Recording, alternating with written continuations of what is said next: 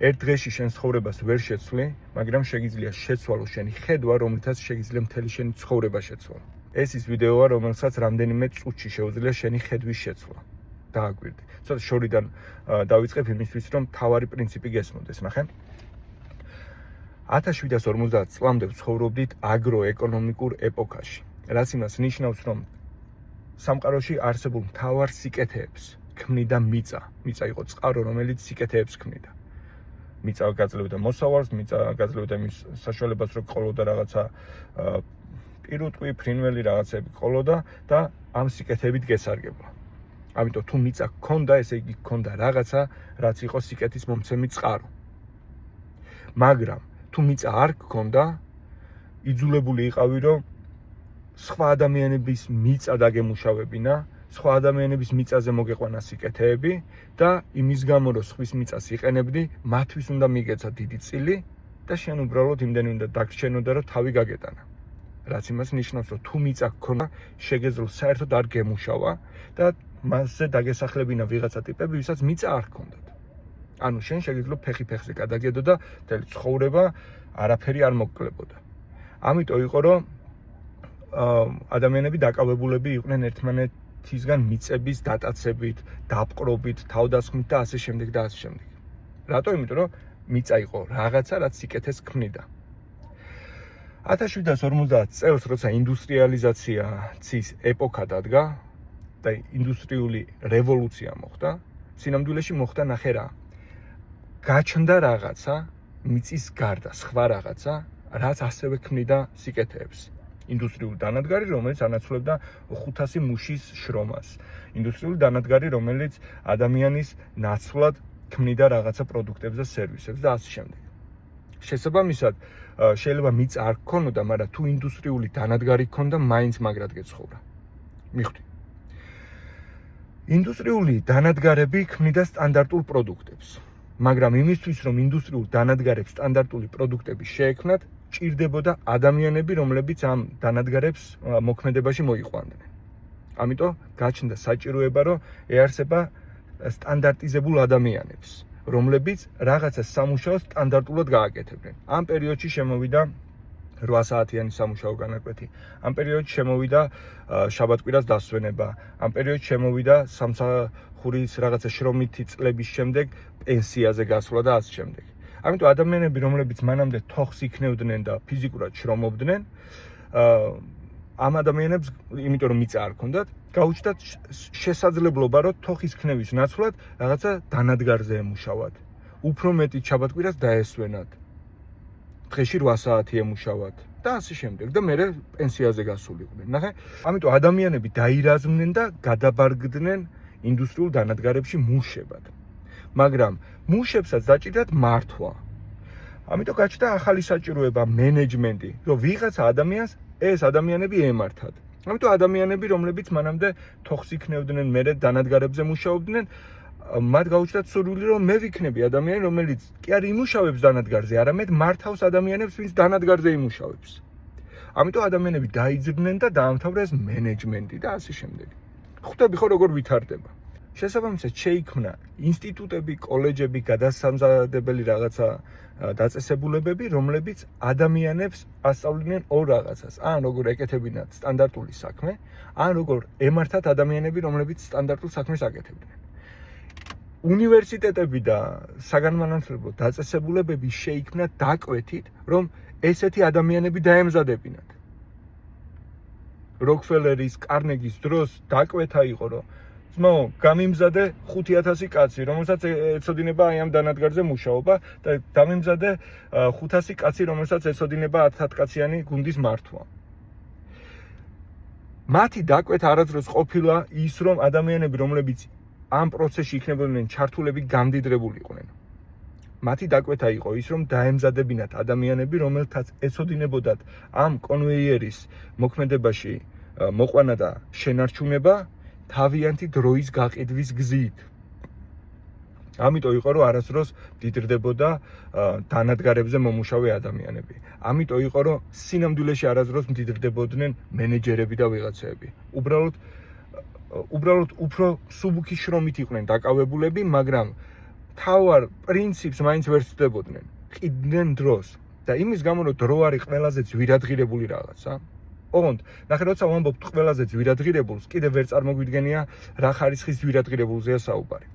დრო არის უსასრულო ძვირადღირებული რესურსი.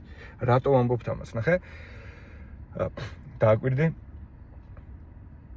ყოველ წამს დრო იმაზე ნაკლები გაქვს, ვიდრე ოდესმე გქონდა. ეხლა ამ ვიდეოს თუ უყურებ 6 წუთია, შენ ცხოვრებაში დაგრჩა 6 ნაკლები.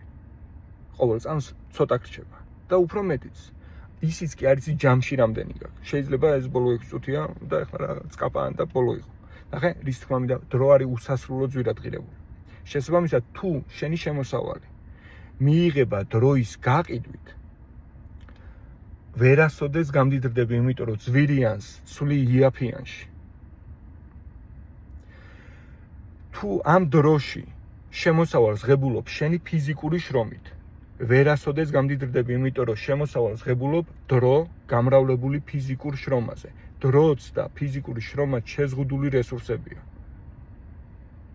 მათი წვის შედეგად მიღებული შემოსავალი ვერასოდეს იქნება შენთვის თავისუფლების მომტანი.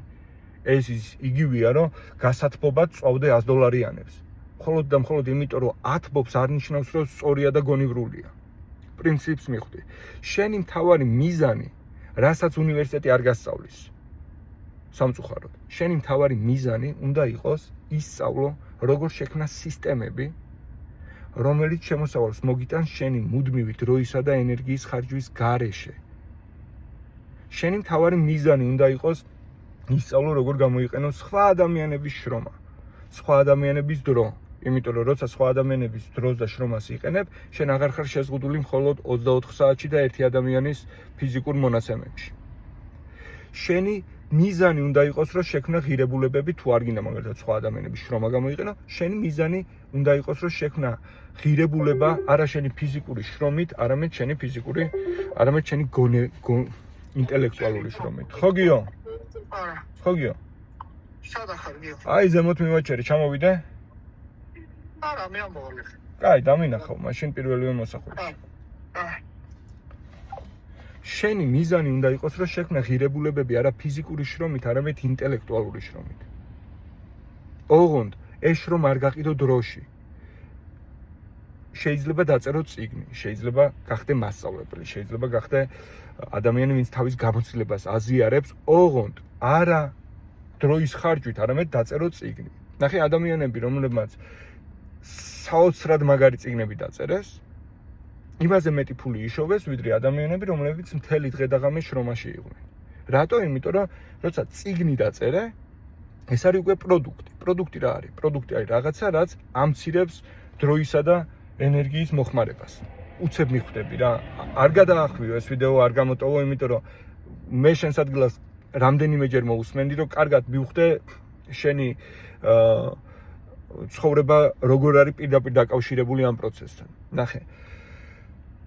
წიგნი რა არის, ხო? მაგალითად მე თუ დავწერე რაღაცა კარგი წიგნი, ესე იგი ეს ის რაღაცა, რაც ადამიანებისთვის შეიძლება თავი მომეყარა, მეთქვა, ოღონდ ამ თქმაში დავხარჯავდი დროს და ენერგიას, მაგრამ თუ წიგნი ერთხელ დავწერე და ერთხელ დავხარჯე დრო და ენერგია, შემდეგ იმისთვის რომ ეს ინფორმაცია სხვების გულამდე და ყურამდე და ტვინამდე მივიდეს, მე ჩემს დროს და ენერგიას აღარ ვხარჯავ, იმიტომ რომ პროდუქტი შვება იგივეს ანაცვლებს ჩემს დროს და ენერგიას. მოკლედ მიხვდი, ხო?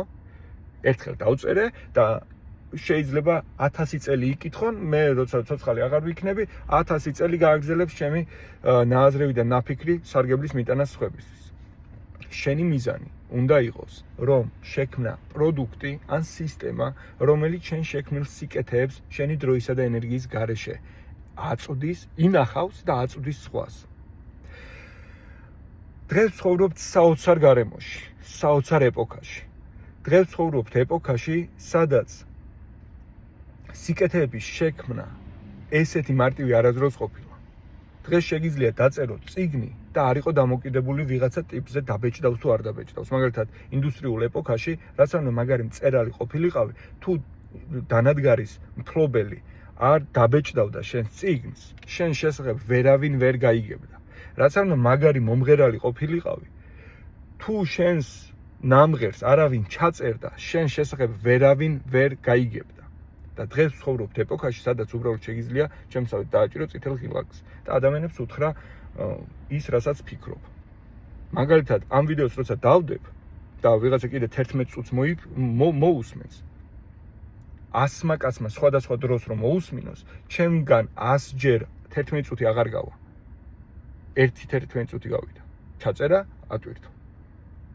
თუ საკმარის ღირებულებას ქმნი ციფრულ სამყაროში. ციფრული სამყარო გაძლევს შესაძლებლობას, რომ შენმა შექმნილმა სიკეთეებმა შეცვალოს ადამიანების ცხოვრება, მოიტანოს სიკეთე სხვებისთვის და თუ ეს იმდენად მნიშვნელოვანი სიკეთე იქნება, რომ ადამიანები მზად იქნებიან ამაში გადაგიხადონ, ესე იგი გადაგიხდიან, ესე იგი შემოსავალს მიიღებ შენი მუდმივი დროისა და ენერგიის ხარჯვის გარეშე. ხვდები რამდენად იმასავეთ არის თამაშში რო რაღაცა კოდი იცი, ხო ხვდები, კოდს რო ჩაწერდა რაღაცა წკაპანუცე ბიჩითება. ეგეთ გარემოში ვცხოვრობთ. უბრალოდ აქამდე არავის უსწავლებია, ესეთ აღგვექვა ჩვენი თავი, ესე დაგვენახა ის შესაძლებლობები, რომელიც ირგვლივ გვაქვს და ასე შემდეგ და ასე შემდეგ. მაგალითად, ეხლა რომ ესე გამოვატრიალო კამერა, ალბათ არ გემახსოვრება უკან იქეთ რა მანქანა დგას. რა ფერის მანქანა იდგა უკან? არა და რაც ვიდეოს და ჩაწერა დავიწყე ის მანქანა სულ იქ დგას, მაგრამ არ შეგიმჩნევია. არა იმიტომ რომ ის შავი მანქანა იქ არ იდგა, აი ეს. უბრალოდ იმიტომ რომ შენი ყურადღება იყო სხვაგან. მიზეზი რის გამოც ვერ ამჩნევ იმ უდიდეს შესაძლებლობებს, რომელიც ახლა ცხვირწინ გაქვს. არის ის, რომ შენი ფოკუსი არის სხვაგან. განათლების სისტემა ემსახურება იმას, რომ შენი ფოკუსი შეინარჩუნოს მხოლოდ იმ შესაძლებლობების შემჩნევაზე და გამოყენებაზე, რომელიც შენგან მუდმივად დროის გაყიდვას მოითხოვს. რაც იმას ნიშნავს, რომ განათლების სისტემა ემსახურება მუდმივად გაგაღარიბოს ყოველ დღე, როცა შენი შემოსავალი გენერირდება შენი დღის და შენი დროის გაყიდვით. მარტივად შეხედე.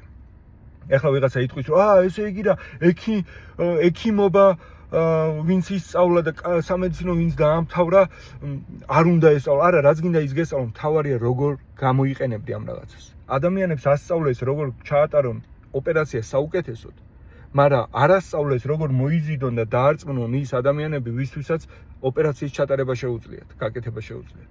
ადამიანებს ასწავლეს იურიდიული კანონებით სხვების დაცვა, მაგრამ არ ასწავლეს როგორ მოიზიდონ და დაარწმუნონ ადამიანები იმაში, რომ მათ შეუძლიათ მათი პრობლემების გადაჭრა. განათლების სისტემა არ გასწავლის როგორ გახდე ფინანსურად თავისუფალი. განათლების სისტემა გასწავლის როგორ გააკეთოს სტანდარტიზებული საქმე, იმისთვის რომ ფული იშოვოს პირველი განათლების სისტემის მფლობელებმა. განათლების სისტემა არის კაზინოსავეთ. თუ გინდა რომ ფული იშოვო, მომხმარებელი კი არ უნდა იყო, უნდა გქონდეს. კაზინოთი ფულს იშოვი, არა თამაშით, არამედ კაზინოს გქონით. და მეორე, განათლების სისტემით ფულს შოულობს ერთი განათლების სისტემის მფლობელი და მეორე ის კომპანია და ორგანიზაცია, რომელშიც შენ მუშაობ. და ეს კომპანია და ორგანიზაცია შეიძლება საერთოდ არ იყოს იმ სფეროს წარმომადგენელი, სადაც შენ მუშაობ. შენ შეიძლება ძალიან მაგარი ინჟინერი ხარ, მუშაობ რაღაცა ელექტროენერგიის რაღაცა დიდ კომპანიაში, მაგრამ მისი მფლობელი უბრალოდ ბიზნესმენია, რომელმაც იცის, როგორ შეამჩნიოს სხვა ადამიანების პრობლემები, მიიქცეს მათ ყურადღება, როგორ გააკეთოს შეთავაზება, როგორ განახორციელოს მოლაპარაკება, როგორ განახორციელოს გაყიდვა. და მაშინ როცა მთავარ საქმეს შეიძლება შენ აკეთებდე, შენ უბრალოდ ღარიბდები ამ პროცესში და ის შოულობს ფულს. რატო? იმიტომ რომ ის იყენებს სხვის შრომას, სხვის რესურსებს და ასე შემდეგ. ხვდები, თავარი უნარები, რომელიც პირველ რიგში უნდა ისწავლო, არის ის ფუნდამენტური უნარები და ის ფუნდამენტური ცოდნა უნდა დააგროვო, რომელიც ამ სამყაროში ცხოვრების განუყოფელი ნაწილია. ეს არის ფსიქოლოგია, იმიტომ რომ მოგიწევს ცხოვრება იმ გარემოში, სადაც შენაირი ფსიქოსომატური არსებები იარსებებენ, ამიტომ მათ შორის ურთიერთობები წარიმართება და ამ ურთიერთობებზე მოქმედებს ფსიქოლოგია. ფსიქოლოგიაში უნდა ერკვეოდე, მაგრა უნდა ერკვეოდე. მეორე, უნდა ერკვეოდე გაყიდვებში და მოლაპარაკებებში. იმიტომ რომ ეს ფსიქოსომატური არსებები ერთმანეთთან კომუნიკაციაში შედიან მეტყველებით. კომუნიკაციას ამყარებენ კომუნიკაციის იმ უნარებით, რომლითაც განსხვავდებით ცხოველისგან და გავხარ ღმერთს. კომუნიკაციის სიტყვები გაქვს. ამიტომ უნდა იცოდე კარგად ლაპარაკი. მნიშვნელოვანია. რატო? იმიტომ რომ შენი იდეები სხვა ადამიანების გონებაში ჩაწერო ისე რომ იმ ადამიანებმა იგივე რეალობა დაინახონ, რა რეალობა ჩვენს გონებაში არსებობს და თუ ამას სწორ რესურსს მოახმარ, იმას რასაც შენს გონებაში წარმოიდგენ რეალურ ცხოვრებაში ჩამობეჭდო. უნდა იცოდე იურისპრუდენცია, იმიტომ რომ ადამიანებს შორის ურთიერთობებს არეგულირებს იმ გარემოს კანონები, რა გარემოში ცხოვრობ, თუ რომელიღაცა ქვეყანაში ცხოვრობ, იმ ქვეყნის კანონები უნდა იცოდე. მაგრამ თავარი არ უნდა გამოხდეს ხედველობიდან. მუდმივად უნდა იყოს დაკავებული სხვა ადამიანების პრობლემებით, გასაჭირით, საზრუნავით და ტკივილით. იმიტომ რომ ადამიანის როგორც ღვთის მსგავსი არსების დანიშნულება დედამიწაზე არის ის, რომ გააუმჯობესოს სხვა ადამიანების ცხოვრება და როცა ამ საქმით არის დაკავებული, უმჯობესდება მისიც, თავის ცხოვრებაც. და იმისთვის რომ შეძლო სხვა ადამიანების ცხოვრების გაუმჯობესება, უნდა აკვირდებოდე სხვა ადამიანების ცხოვრებას, არა საკუთარს. ჩვენ ახლა დაკავებულები ვართ საკუთარი პრობლემების გადაჭრით. ამიტომ როცა მივდივართ დამსაქმებელთან, ერთადერთი კითხვა, რასაც ვსვამთ, არის ეს სამსახური როგორ გადაჭრის ჩვენს პრობლემას. ხელფასი რამდენიმე ექნება, რამდენი საათი ეგ არც ერთი არ არის სწორი კითხვა. როცა პროდუქტს ვქმნით, იმიტომ კი არ ვქმნით, რომ სხვა ადამიანების პრობლემა გადავჭრათ, იმიტომ რომ ამ პროდუქტით ჩვენი პრობლემა გადავჭრათ და ამიტომ შევქმნით რაღაცას და არავინ არ ყიდულობს, იმიტომ რომ გაცილებით მეტი გვაქვს ნაფიქრი ჩვენ საჭიროებებზე ვიდრე სხვებისაზე. ნახე რა კავშირშია, როცა საკმარის დროს უთმობ სხვა ადამიანების პრობლემის შესწავლას, დაკვირვებას და შემდეგ შენი კრეატიულობით, შენს კრეატიულობას ხარჯავ გამოსავლის ძებნაზე და შექმნაზე, დაკავებული ხარ შენში კრეატიულობის განვითარებით. ღმერთმა თითოეულ ჩვენგანში ჩადო კრეატიულობა, მაგრამ არც ერთ ჩვენგანში არ ჩაუდია სრულად. რაც იმას ნიშნავს, რომ ყველაფერი რაც შენ გჭირდება, ამ ყველაფრის შექმნა შენ არ შეგიძლია, ამ ყველაფრის შექმნა სხვებს შეუძლიათ. მაგრამ ის რაც შენ შეგიძლია, სხვებს არ შეუძლია. შესაბამისად, ადამიანებს ყოველთვის გვჭირდება ერთმანეთი. ჩემი დანიშნულებაა, რომ შევქმნა სიკეთეები შენთვის, შენი დანიშნულებაა, რომ შექმნა სიკეთეები ჩემთვის და მე მოხვიდე და გავცვალოთ ერთმანეთი და როცა ვცვლით, ერთმანეთის ცხოვრებას ვაუმჯობესებთ. რო შევაჯამოთ. შენი ცხოვრება უმჯობესდება მაშინ, როცა აუმჯობესებ სხვების ცხოვრებას. იმისთვის, რომ ამ პროცესში დახელომდე, დაოსტატდე, უნდა განავითარო შენში კრეატიულობა, იმიტომ რომ ეგ არის ერთადერთი თვისება, რითიც განსხვავდები ცხოველებისგან და რითიც მსგავსი ხარ შემოქმედის. მეორე, უნდა დაოსტატდე კომუნიკაციაში, იმიტომ რომ ეგ არის კიდე ერთი თვისება, რომლითაც განსხვავდები ცხოველებისგან და რომლითაც გავხარ ღმერთს. არ ვიცი გჯერა, არ გჯერა, ისიც გჯერა, ყოველ შემთხვევაში ეგ ის თვისება, რომელიც ცხოველებისგან განგასხვავებს. ღმერთს ეს სამყარო არ შეუქმნია წარმოსახვით, არ შეუქმნია ხელებით, არ შეუქმნია შრომით და გასაგებია, შრომით შეიძლება შექმნა, მაგრამ დააკვირდით შექმნა. შექმნა სიტყვებით. და შენ როგორც მის მსგავს, იგივე სუპერუნარი გაქვს. შეგიძლია შენი სამყარო შექმნა სიტყვებით. შენი ურთიერთობები ეხლა ისეთი როგორიც არის, ეგეთი იმიტოა, რომ იმ სიტყვებით კომუნიკაციობ, იმ სფეროში რა სიტყვებითაც კომუნიკაციობ. თუ მეუღლესთან ცუდი ურთიერთობა გაქვს, დააკვირდის სიტყვებს, რა სიტყვებით კომუნიკაციობ. თუ დამსაქმებელი საკმარის არ გიხდის, მიზეზი პირველ რიგში იქნება იმ სიტყვებში, რა სიტყვებითაც ის მოგელაპარაკა, შენ დათანხმდი და ასე შემდეგ.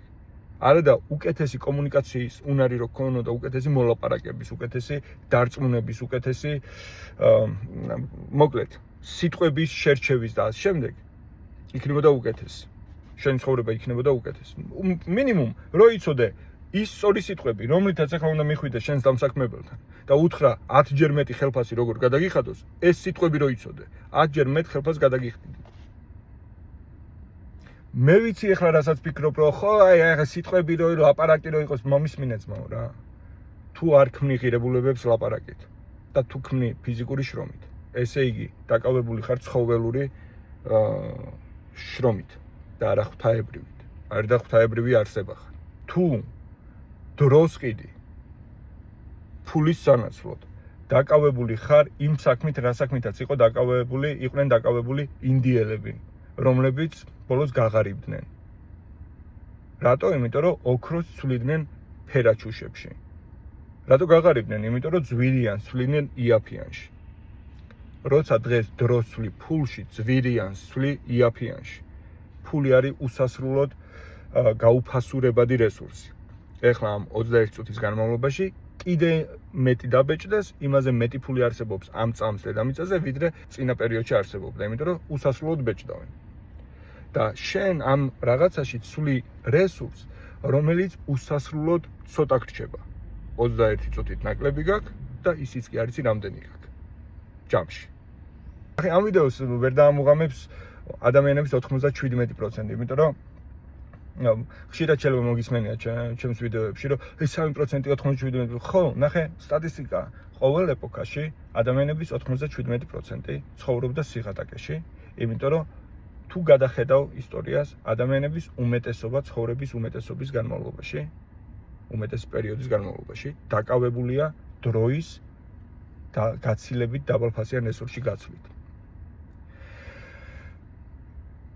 ეს რაღაცა არ არის წინასწარ გაწერილი, ვინ იქნება წარმატებული და ვინ არა, იმიტომ რომ შენი ბედი, ასე ვთქვათ, არ არის წინასწარ გაწერილი. შენი ბედი არის შენს ხელში, იმიტომ რომ განსხვავებით ყველა ცოცხალი არსებისგან გაქვს თავისუფალი ნება. ყოველ დღეს შეგიძლია მიიღო ის გადაწყვეტილება, რომელიც მაგალითად შენი მისაღებია. დღეს როგორც ცხოვრობ, ეგ არის იმ გადაწყვეტილებების შედეგი, რა გადაწყვეტილებებიც აქამდე მიგიღია. როგორ იცხოვრებ, დამოკიდებული იქნება იმ გადაწყვეტილებებზე, რომელსაც აწი მიიღებ. წარსულში რა მიიღე, მაგას მნიშვნელობა არ აქვს. წარსული აღარ არსებობს, არსებობს მხოლოდ აწმყო და არსებობს მომავლის ხედვა, რომელიც უნდა გქონდეს და თუ არ გაქვს განივითარე, იმისთვის რომ რასაც მომავალში დაინახავ, როგორი ცხოვრება გინდა, ამ მომავალმა გიკარნახოს რა გადაწყვეტილებები უნდა მიიღო აწმყოში. მოკლედ, ბევრი ვარ გავაგზავნო, იმედია ეს ვიდეო დაგეხმარება იმისთვის, რომ შენი ცხოვრება გახადო, რაც შეიძლება შინაარსიანი, რაც შეიძლება მდიდარი. თუ ეხლა ფიქრობ, რომ სიმდიდრე არ გინდა, პრობლემაა ძმაო, იმიტომ რომ ნახე, მოდი, კაი რაღაცას გეტყვი. ახლა რომ ვინმე მკითხოს, რამდენად კარგი ჯანმრთელობა გინდა გქონდეს. ჯანმრთელობა რო იყოს შენი მთავარი სიმდიდრე, რამდენად მდიდარი გინდა იყოს ჯანმრთელობაში.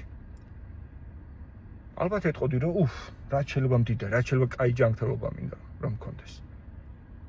ხო არ ეტყვი, რომ რავი, იმდენი რომ ეხლა ავატყოფად არ ჩავითვალო, უბრალოდ ვისუნთქო ხოლმე რა, მთავარია ისე ჯანმრთელობა მქონდეს, რომ თვალები გავატრიალო. არა, იტყვი, რომ რამდენად ჭკვიანი გინდა იყოს შენი შვილები. ხო არ ეტყვი, რავი, ეხლა უბრალოდ სულელებად არ ჩავითვალოთ და სახლის გზას ვაგნებდეთ რა. რომ გადავრჩეთ ხოლმე, რომ გაწვიმდება სახლში შემოვასწროთ. ხო არ ეტყვი, იტყვი, რომ ხო არ გადავა, რაც შეიძლება გონიერი მინდა ვიყო. დიდარი მინდა ვიყო გონიერებით. რამდენად ბევრი ფული გინდა რომ გქონდეს.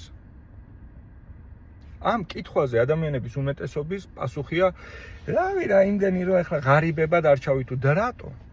რატო? იმიტომ რომ ნამდვილი სიმდიდრე ფულში არ არის და ნამდვილი სიმდიდრე სულიერ ცხოვრებაშია და ნამდვილი სიმდიდრე მაშინ შეიძლება მოგეცეს, როცა ფიზიკურად გაჭირვებაში ხარ. ეგ არც ერთი არ არის შენი აზრი. ეგ ყველა თუ კარგად დააკვირდები სხვადასხვა დროს, სხვადასხვა ფორმით, სხვადასხვა ისტორიით და სხვადასხვა გზით შენს ტვინში შემოსული აზრებია, რომელიც დაგაჯერეს, რომ ეგ შენი აზრებია. აბა ფულშია ბედნიერება.